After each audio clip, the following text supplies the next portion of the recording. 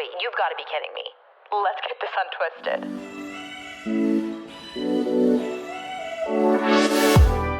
Hey everyone, welcome back. What a stinking special episode, especially if you're watching this, you're streaming the video on YouTube. You're seeing my merch in person, in video form for one of the first times. I'm so stinking excited about it. I hope that maybe you got something that you wanted if you were interested in getting some of the merch, but if not, also totally fine. But just, I've had the best little mini launch week, and I just wanted to thank you all so stinking much for the support and for just being so kind and encouraging. I love being able to design merch. I think it's one of the coolest things ever. And I've talked about this before, but I grew up as such a merch nerd. I loved getting concert t-shirts or supporting my favorite creators, especially when I loved YouTube at age 10, 12, whatever. I always just thought it was the greatest way to have an inside joke with somebody that you love and you kind of form this parasocial relationship with. I don't know, but I love it, and I hope that you loved it as much as I did. It's still available. If you haven't purchased anything yet, go on to the website. I can also leave it in the description for this episode as well. This is the "'Tis the Season" shirt. This is probably, I would say this is my personal favorite. You know, you're not supposed to play favorites, but I would say this one it's pretty stinking cute. I love the really hidden pretzel flair. I think I wanted something for the whole collection that was going to be kind of subtle holiday vibes. Obviously, if you're looking at it, you get it. But I think last year my merch was screaming holidays. I quite literally put Santa Claus in the middle of a sweatshirt, and I loved that. But I wanted something that maybe would be a little bit more inclusive, a little bit more, you could wear it at any time of the year and not feel super out of place. Although we of course support holiday celebrations all year long on this podcast. But this is this one. I'll show you the other two just in case you have absolutely no idea what I'm talking about. It's your first time watching or listening.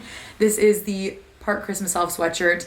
This was kind of inspired by the college merch kind of design. I really like this one a lot because I think it's just kind of subtle, clean, classic, very traditional in a sense. And this was, I would say, a little bit more of a bold move for me. I can't even get it up. This was more of a bold, fun, kind of random design that my designer and I worked on together. Her name's Alex Miller. She's absolutely incredible. We worked on last year's merch together as well. But this was kind of a shot in the dark. We weren't really sure if this was going to be something that was going to turn out cool or not, but I think it actually looks maybe the best on the sweatshirt because of the way it's designed, and I just think it's so cute. Obviously it says Twisty Bakery, wellness, joy, and holiday cheer. So I don't know, I thought it was kind of a cute little play on my obviously huge affinity for pretzels. And yeah, I hope that you love it. And like I said, it's still available. It will be available for the next few weeks. Highly recommend ordering as soon as possible if you're even considering it, because the provider that I use is having so much traffic because of the holidays and so many other content creators doing merch around this time frame that shipments are delayed, as well as just overall internationally there's been an inventory shortage for so many different supplies. Obviously merch is not the world's biggest concern, but just kind of a heads up, that is something that is noted on the website. I also have no control over what things are still available, as in sizes and colors, etc., which is a really big bummer, but something I'd love to continue to work on and improve next year, perhaps going through a different vendor. But if you see something on the website and it's not available in your size, I will try to make other colors available, or a long sleeve version instead of just a crew neck. If that's something that you want, please message me and let me know, because like I mentioned, I have sadly no control over what is still available and what isn't, and it breaks my heart to log on and see there's no more large or whatever it might be, and I want to make sure it's as accommodating to you as possible. So please reach out if there's something that you'd like to see. I can always try to make it available. And yeah, like I said, I hope that you love it because it's so much fun. It puts the biggest smile on my face. I love to do more merch drops in the future, so let me know if there's any designs that you'd love to wear. But in other news, I just got back actually just a few days ago from my trip to New York City, and it was, gosh, it felt like the time of my life. I hadn't really done a trip like that in forever because, I mean, obviously, the way that the world has happened, I just haven't been able to travel as recreationally. And I think we kind of determined this on the trip. There's two different ways to travel, you know? There's traveling and there's vacationing. Vacationing is like sitting on the beach, you're relaxing, you're at the pool, you're just kind of lounging. And then there's traveling, where you're out and about, you're exploring, you're going to go see the city, you're waking up early to get in as much things as you can, you're staying out late. This was definitely a travel vacation. Wait, what? This was a travel trip? That was confusing. But yeah, so I felt a little bit exhausted, I'm not going to lie. It was kind of the storm of all of the perfect ailments that come with a travel trip. Like, we took a red eye to New York, which is kind of like the best way to do it if you think saving time wise, coming from Washington, flying across the country to New York City. However, I'd say the only downside with that is if you don't sleep well on planes, you're pretty exhausted the next day. Even if you do sleep well on planes, I kind of feel like you're not really that well rested. And that's essentially what happened with all of us. So we arrived in New York City, it's like 4 a.m. our time, but I didn't really sleep that well. I was tossing and turning and I wasn't comfortable. I felt stressed about other things. So we arrived in the city already a little bit tired. It took forever to get into our hotel and kind of get situated and whatnot. We took a 4-hour nap later on that day because we were so exhausted and we just kind of ended up crashing, which I don't know if that was the best thing to do in retrospect, but we couldn't like continue on being as tired as we were and just, I don't know, like slap a Band-Aid on it. So the rest of the trip was super stinking fun. We kind of just went just with no plans. I have a few friends in the city, but it's sometimes so hard to like coordinate and meet up with people. So it wasn't like I was going to see anybody or sightsee or anything because I mean, I had like a mini stint of living in the city. I've been there. I used to go with my family pretty much every single year because my sister went to school over there and we love the city. So we used to go all the time. So same thing with my friends that I went with. They've been there. They've done the basic New York City things. So we were kind of just like, let's eat. Let's eat our way through the city. Let's go have fun. Let's just, I don't know, like be big foodies and walk around and just have a good time and kind of explore. So that was kind of the majority of what our trip entailed. But honestly, it ended up being just like a fun way to catch up with friends and not put too much pressure on making sure you get in every single thing every single day, or I'm not going to have a good time if I don't get in 10 sightseeing stops, you know? I think sometimes I put so much pressure to have a perfect trip when in actuality just going and like enjoying yourself, sometimes it's like the way to do it. Like stumbling upon a restaurant, seeing that the menu looks good and walking inside. That's kind of a fun way to travel. And that was our whole kind of mantra. We were so lax and I think it really ended up paying off really well for us. I would say that's something I've had a hard time with for most of my life, but I've been better at now as I've gotten older and more in a stable relationship with myself and my nutrition and my workout routines, is trying to find that balance between working out on vacation or a travel trip, whatever you're doing, and then also balancing how you're eating out so much and also what you're eating when you go out to restaurants.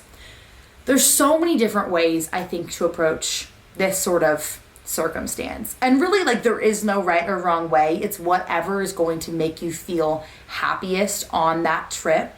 But I think in the past, I would often get very, very down on myself if I didn't make working out a priority on those vacations. If I didn't wake up super early to go work out, then I would feel like I am going to lose all of my progress and I'm so mad at myself because I brought all these workout clothes and they're just staring at me fresh and clean in my suitcase and I haven't touched them, and I feel just kind of mad at me for not making it more of a priority. Or likewise with eating out, having a well-balanced diet when you're out and traveling, etc.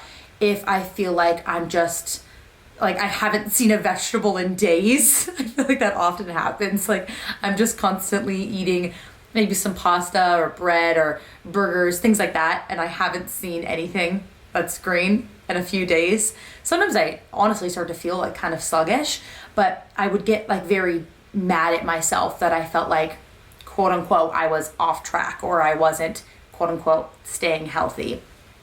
But it has taken me a very long time to build a healthier relationship with approaching each vacation or travel trip. I'm gonna keep using both categories on its own and kind of navigating them one by one and on a case-by-case basis, instead of saying every single vacation I have to work out every single day or else I am not happy with myself. This sort of trip, I brought workout clothes. I brought maybe 3 or 4 sets. I was kind of thinking, you know what, maybe I'll get a workout in. It's not my top priority, but it's something I kind of wanted to do. And at the end of the trip, I hadn't touched any of those clothes. Not once. Didn't even really think about it, to be honest with you. It was also one of those things where we were walking so stinking much. I don't get many steps on a day-to-day basis in this apartment. I mean, let's be honest. I do my daily walk.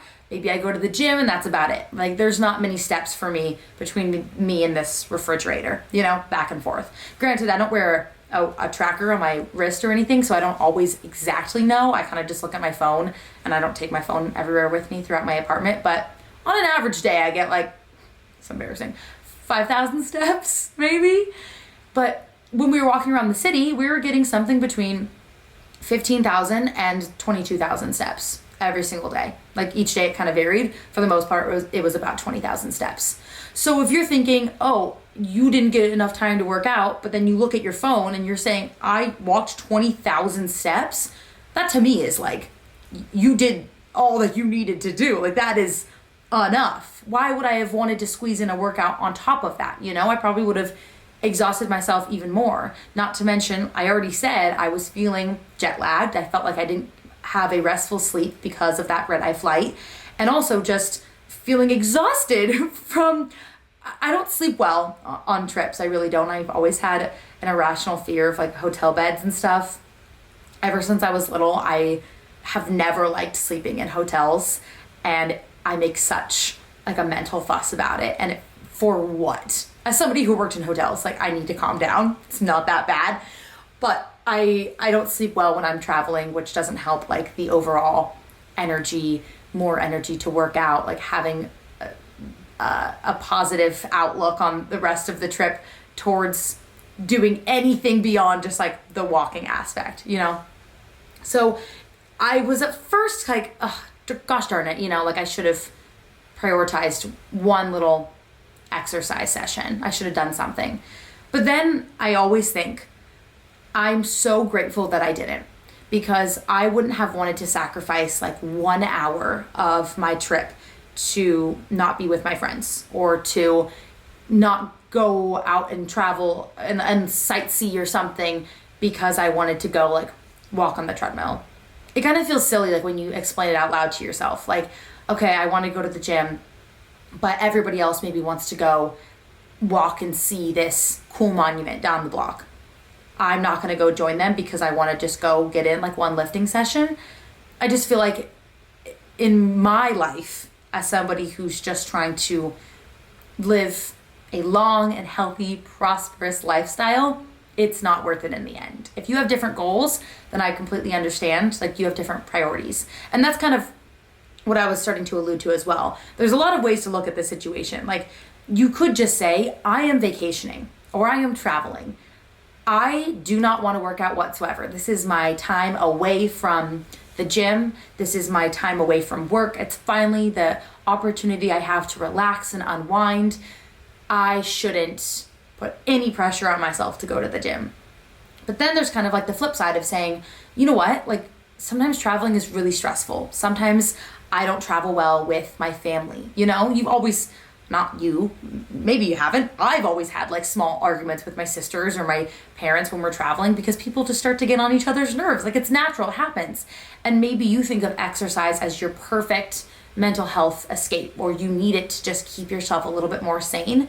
Then maybe that's something you feel like you have to incorporate into your vacationing routine because it's going to make you happier. And in that case, then it can be like a priority as long as it's done in a very healthy way. I always just think it's so necessary to establish those boundaries of not feeling an obligation to carry on your traditional workout routine when you've planned this magnificent, maybe once in a lifetime opportunity vacation where you're doing something that you don't normally get to do. You shouldn't prioritize one single workout session, because in the long run, it's not that serious, it's not that deep, and it's not going to be that important for the rest of your journey to make sure you squeeze in that one singular routine. Now, kind of springboarding off of that, leapfrogging off of that last point, the other thing I was mentioning was nutrition. Nutrition can be super, I don't know, I think I used to feel very overwhelmed by it when I was traveling or vacationing. I need to think of one word instead of continually mentioning both these categories. I'm like laughing to myself every time I do it. I used to get very, very overwhelmed, and I'd think, like, I'm gonna lose all of my progress if I'm eating out at these restaurants, and I feel gross, and I don't know, I think I personally had such an unhealthy relationship between myself and my personal nutrition that I couldn't find the balance on a vacation that was not going to make me feel bad about myself. And sometimes it's like silly to talk about, because now I'm in such a healthier place mentally that I can go on these sorts of trips and not feel so much guilt for just wanting to be a foodie. Like, I'm a foodie to my core. I love to sightsee places by traveling and eating what the people of that city eat. You know, like, that is my freaking favorite thing ever. So I'm going to not let myself explore in my favorite way possible because I want to, I don't know, like, have a salad instead of a burger that I've heard great reviews about and I've been dreaming about for months. No. Like, no.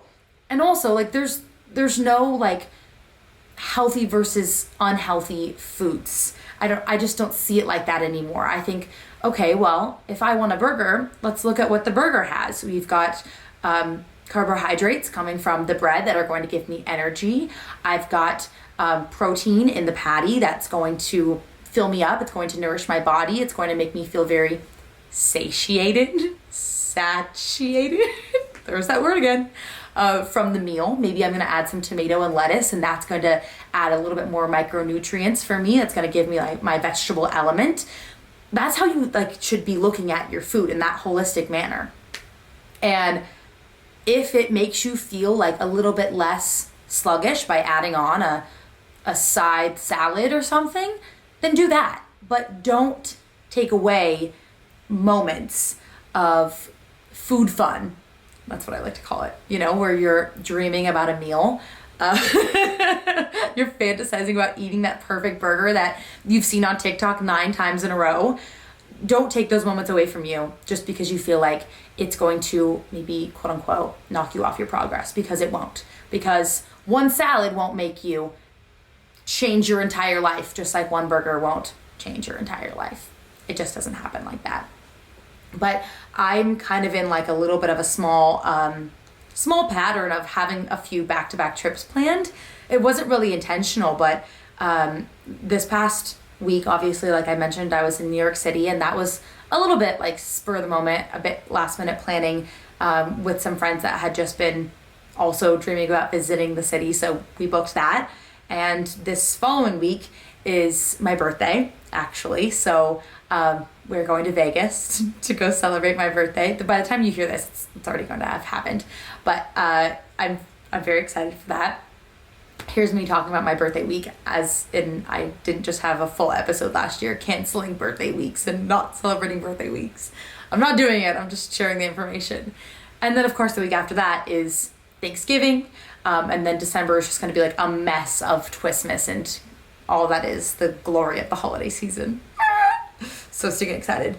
But I think this is where I start to get like, okay, like take each day step by step when I have this wild travel schedule ahead of me, or it's happening right now, because I love cooking at home. I really feel like I save money, and I love that. I love being able to like get better at cooking because it's still a skill I'm trying to work on, which is embarrassing, but it's true.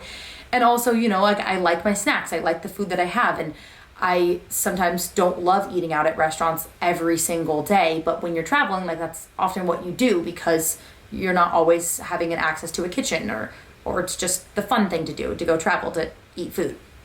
So when I'm away from the home so much, sometimes I'm like a little bit overwhelmed by how much I'm eating out at restaurants and whatnot. But I think the important thing is to, one, like take each meal step by step and order what like you're in the mood for, you know? I think oftentimes in the past, I'd look to other people around me for cues on like what to order or if I'm ordering the right thing, quote unquote. But there's so much to say. I would say the best thing that you can do for yourself is to just like listen to your own personal hunger cues to make sure that you're getting like a well-balanced meal with every time that you're eating somewhere, or if there's like snacks that you need to bring along the way that are going to maybe help keep you more full in between meals. That's a great recommendation I have as well. But with like the chaos that comes with the holidays and also just traveling as it's kind of picking up this time of year, just keep yourself as grounded as possible and remember that this portion of the year is not going to, like I've mentioned, like kick you off of your progress, quote unquote. There's a lot of things like I need you to understand I'm saying quote unquote, especially if you're not watching this podcast. So I'm sorry that I'm continually saying quote unquote, but I don't want you to misunderstand my words. There's nothing wrong with celebrating your life with food. And in fact, that's how I live my life. Like I love food. I will always love food. And I hope that you love it too. And it's such a communal thing that is such a beautiful way to bring people together. There shouldn't be any guilt associated with any food because food has no moral value. So do not make yourself feel bad that you're enjoying every ounce of this home cooked meal that your family is providing for you, or you're helping cook for Thanksgiving, or the meals that you're trying when you're going back to your hometown for the holidays, or you're out and about celebrating your birthday, whatever it is. Don't make yourself feel like you can't have those moments. Like that's how I remember things so well and so fondly, is almost like around food, or maybe it's around alcohol, or it's with people I love and we're all circled around a table filled with love and filled with food. And oftentimes like those are the foods that people deem quote unquote unhealthy, but that doesn't mean that they're still not delicious and good for you, good for your heart, good for your soul. Those are things I feel like I don't consider enough. Like people say, oh, that's not good for you. Good for me how? It's not going to make me happy. It's not going to nourish my soul. It's not going to nourish my heart. Those are important little topics too, you know? But like I mentioned, my birthday is this week and I have a milestone birthday, which I'm really nervous about, but I'm also really excited. And I can't believe like my birthday's here again. Sometimes I used to be like a big birthday girl, but I think as you get older, you're kind of like, oh, it's my birthday again. Like I'm getting a bit older. But I wanted to share like a few things I think that I've learned very recently in my life and also throughout the past 24 years of my life that have helped me be a better, brighter, more positive Taylor that I can be. And I don't have like a list of 25 like immaculate things to share with you because that would be very overwhelming and I'm not that put together. But I did write down just a few things that I think maybe would be helpful, small pieces of advice to pass along to you. I'm not very wise, but I am a birthday gal. So the first thing I'd love to share with you, nobody is going to know that you are hurting, that you are going through a hard time if you don't reach out for help. I think especially in 2020 and 2021, I would say a lot of us have gone through some really hard times, some really horrible hardships that we did not deserve. And it was the most isolating time that any of us have ever experienced. But the easy thing to do is to kind of let all of your emotions bottle up. And I have always felt that in my friendships or in my close relationships in my life, I am often the person that maybe lets people talk more than I do in a friendship, or I let other people kind of, like, what's the word? Like emotion dump onto me. There's a better word for it. It's something dumb. Like if you're hanging out with your friends and maybe you haven't seen them in a while, I'm the person that lets them like vent everything out first and just kind of share everything. And I would like to call myself a good listener. I say humbly, hopefully. But I think as a result of that, it's also very hard for me to be the one to open up to others, because I always feel like it's a burden, or I think I don't know how, after so many years of like just letting myself kind of take the back seat in conversations and just listen and advise more than share. And I definitely feel like I do have some friendships where I can do both, but after so long of just feeling like, no, like nobody needs to know, like it's all right, like I can handle it on my own, maybe because like I know what it feels like to take so much of other people's emotions and kind of carry it on my own back, that I often don't like share all of those like really harmful and hurtful things that like I think when I'm alone and whatnot. And I feel like in a lot of 2020 and 2021, I've like dealt with some really hard shit. And I've been in my apartment with Reese, thank goodness, alone a lot. And it's been really, really hard. And I mean, I've talked about this a bunch, where I hate my apartment because it has no natural lighting, and it's very isolating because it's so freaking soundproof. And if I don't like reach out to friends, or if I'm having a really hard day and even just like responding to text messages feels like the biggest, hardest thing to do, then I feel extra alone. And when you feel alone, you just let one little small feeling kind of bundle on top of one another, and it can feel like everything just snowballs. There's a big fat avalanche of your feelings. And it wasn't until like honestly fairly recently that I've like started to open up more to some of my closest friends about like some of the harder times that I was going through. And believe it or not, it's helped so much. Like just not feeling like I had to conquer everything on my own was so comforting. Or I don't know, sometimes I feel like I sit in my apartment and I get very overwhelmed with communication, like texting or DMing and whatever. So I have a hard time reaching out to like even my closest friends. And then when I do, it's always worth it. And I always feel better. Even my best friend and I, we never ever FaceTime, because I just have a fear of FaceTime. Like I genuinely don't talk to like my closest loved ones on the phone because it's hard for me. And I hate that it's hard for me, because whenever I do it, after the first like initial very scary 10 minutes, I'm so glad that I did. And I always feel better, and I always feel less alone. So whatever you feel like you have to conquer on your own, you're not putting a burden on other people by opening up to them.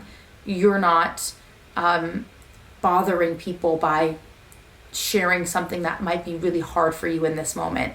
And also I genuinely know that when you're sitting in your own thoughts, you can make one little small thing feel like it is such a bigger deal than it actually is. And sometimes just sitting and talking it through with somebody, be that a friend, a family member, a therapist, it can help you recognize that whatever you might be bobbling up in your mind is not as overwhelming as it actually is in reality. So give yourself the opportunity to connect with others, and don't let yourself like be your own worst enemy and to keep things from others for fear of judgment or of burdening people in any way, because I promise you that you're not. And I promise you it will help your recovery journey so stinking much by allowing yourself that vulnerability and sharing those moments with the people that you love or the people that you pay, like a therapist. Okay, number 2, don't wish away your days because your life is happening right now. I think that we oftentimes like think about our lives as like something that's going to happen in the future. You know, like, oh, I'm going to get that job and then that's my life in the city, or I'm going to go to college and blah, blah, blah, blah. But it's so easy to be constantly thinking like futuristically when every single moment of our days is our lives. And I think we often like want to wish away that time. Like I think, oh, I'm sitting in traffic right now. I hate this. I just can't wait till I'm home. But what I should be doing is finding like a positive in that situation, turning on a podcast that makes me happy, like this one. Just kidding. Blasting music and like singing along to the new Taylor Swift album because I can and I want to, and I'm making the best of the situation. I feel like life is so stinking precious. It's so stinking precious. And the more that we sit in our thoughts and hate like those harder moments, I think that's where you end up finding real happiness. If you can live to love the parts of your life that you're constantly trying to wish away. I just had to mull that one over for a second because it felt important. I also feel like this next one's kind of it ties into what I just said, but you should, in addition to like loving every single moment, making the most of every single day, because the years are short, but the days are long. Have you ever heard that phrase before, where you feel like this is the longest day of my life because you're running from here and there and you're overwhelmed with these tasks and whatever, but then all of a sudden you look back and like 2021's already almost over. How in the heck did that happen? Because we're not taking full advantage of every single moment in our day. So piggybacking off of that one, right? Being excited and thankful for every single thing in your day and recognizing the blessings that we have. That is so stinking important. I will even do that with my work that I genuinely love so much and could not be more thankful for. Like this podcast, for example. Sometimes I will sit with the idea of recording the podcast for the entirety of the day. And I think sometimes like when you don't act on something right away and you kind of let it stir and build up in your mind, it feels like this big overwhelming task that is overwhelming. Did I just have not to say that? It feels like this task that is such a burden to you. When truly, in actuality, I should be looking at that situation like, I get to go record my podcast. I have a podcast, y'all. Like, I get to sit down and people want to hear me talk for some stinking reason. We still don't know why. And I'm so lucky that I get to spend an hour of my day doing this. And I'm so excited to do it. That is always how I feel after the fact. But beforehand, of course, there's like this part of you that lets something that is fun be looked at in a more negative light. And I wish I didn't do that for every single thing in my life. Even with workouts, let's say.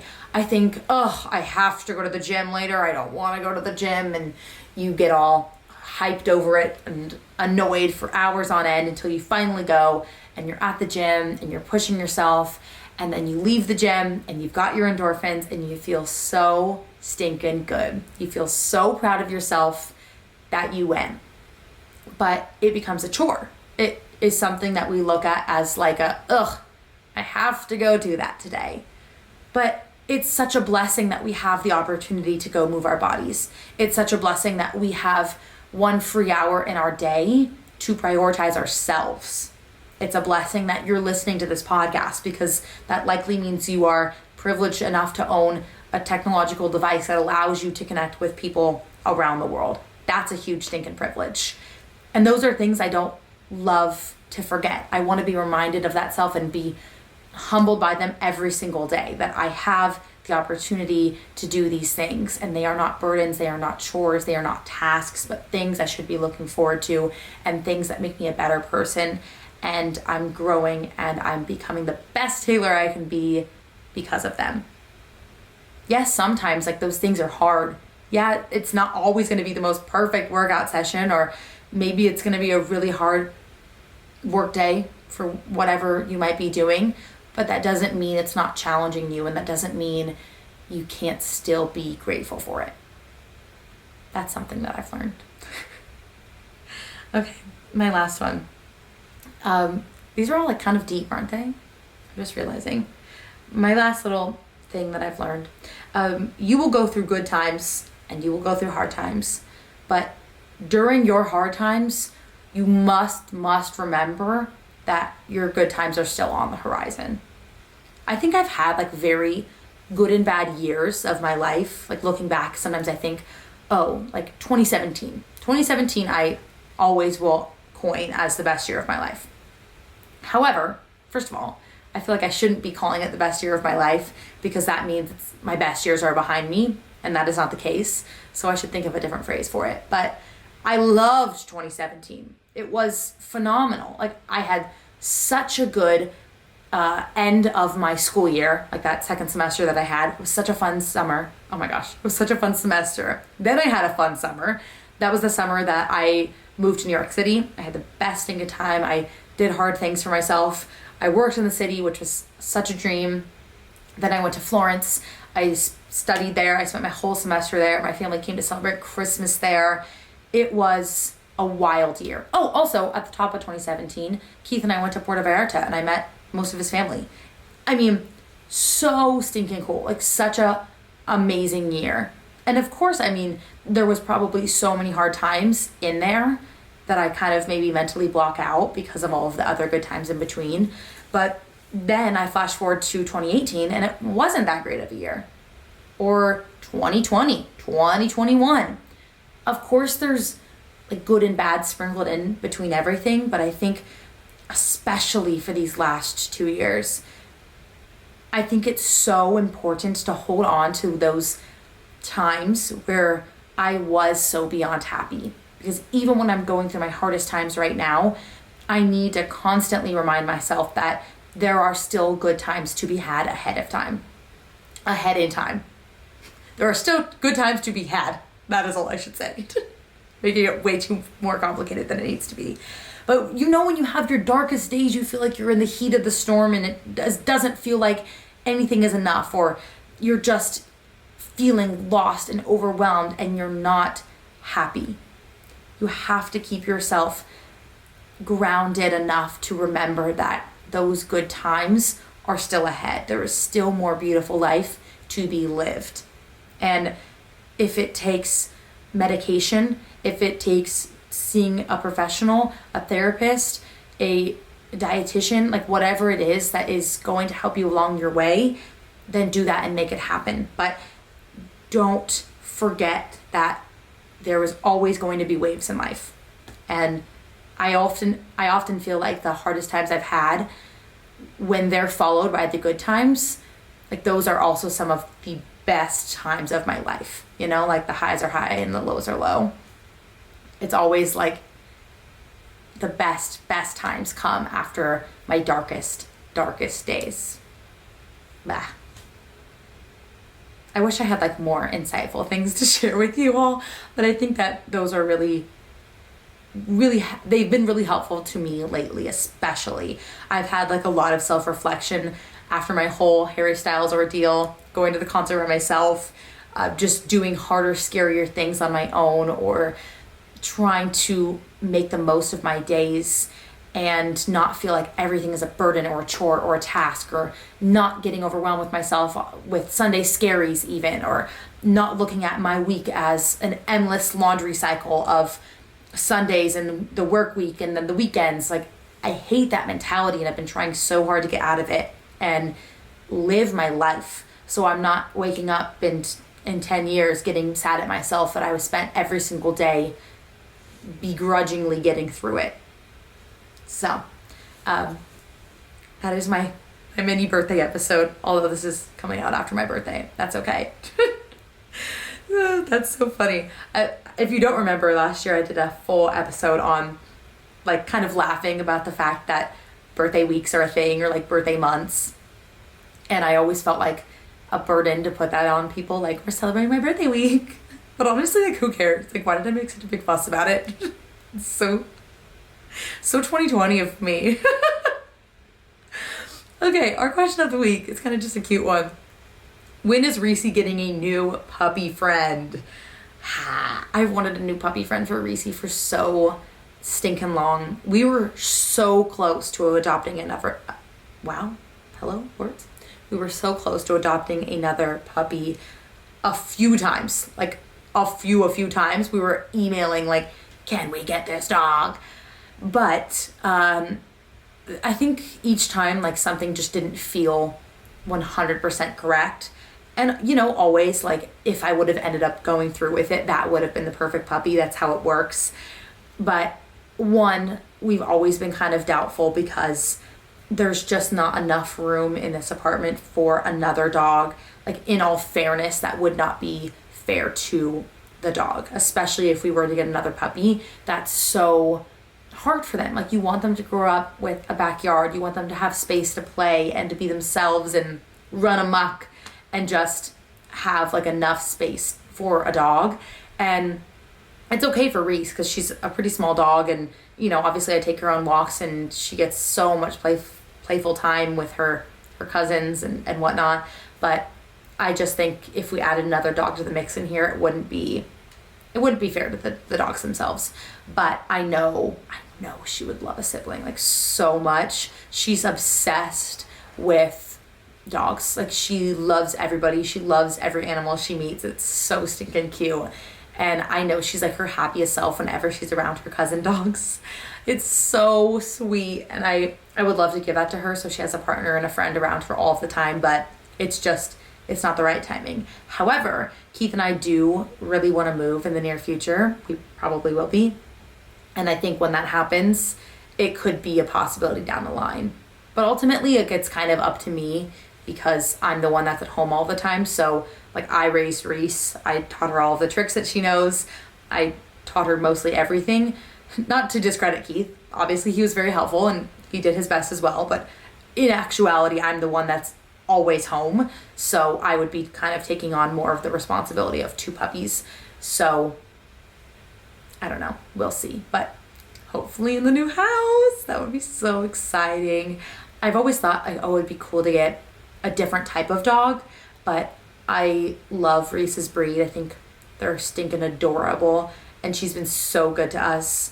I sometimes hear horror stories, and I don't want to take a chance, but at the same time, I would love like giving love to different types of dogs, rescuing a dog, seeing how a different breed would interact with her on like a daily basis, obviously, but also it'd be so cute to have two Reese's running around. Oh! Okay, your wellness tip of the week. What did I just say? This happens to me after I've been talking about for 45 minutes. Blah! Okay, your wellness tip of the week. Woohoo! So stinking excited. All right, this is actually kind of more of like a tip. Well, it is a tip, but it's a helpful reminder, let's say, because it's going to make you well by doing it, but it's not exactly a traditional wellness tip. I don't know. Your wellness tip of the week: be kind to your service workers. I obviously, like I mentioned, I was interacting with so many restaurant workers, baristas, etc. when I was in New York. And I feel like New Yorkers are very misunderstood. You know, I think that they get a very bad rep sometimes. For what? Because every single person that I talked to was so stinking nice. And of course, most of the people that I chatted with were service workers. But I genuinely think that if you just take the time to talk to people, or we would always ask them for their favorite recommendations in the area, like, tell me your favorite restaurant, or what's the best thing to do right now, or your favorite thing to order there. They love getting like real, genuine conversation and having, I don't know, like impactful moments. I think it's so important. So like, as somebody who's worked many a job in the service industry, I think almost every job I've had has been in the service industry. I know what it's like on both ends of the coin. And I mean, first and foremost, let's just say it out loud. If you're nice to your service workers, they'll be nice back to you. And a lot of times they'll do nicer things for you. Maybe like you're checking into your room, they might not have a room for you available. And then all of a sudden they do have a room available when you're extra stinking nice. That does happen. As somebody who worked in hotels, that does happen.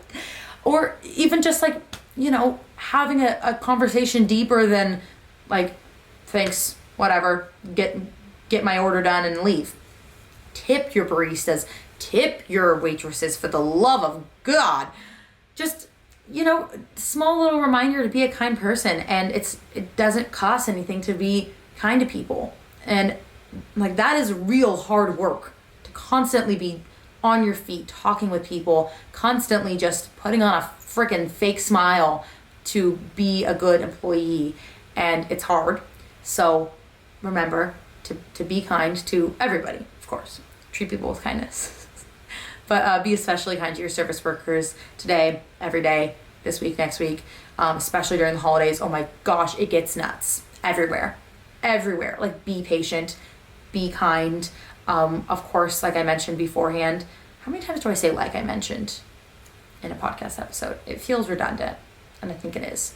But as I said prior, the world, like the entire world, is experiencing shipment delays across the board. So it's not that one person's fault, and you cannot get mad at them for something that is literally not even in their control. Not one bit. So be a kind person, be a good person. I love you all so much. Thank you so much for listening. I hope that you have a very happy Thanksgiving if you are in the States and you celebrate. I love you all so much.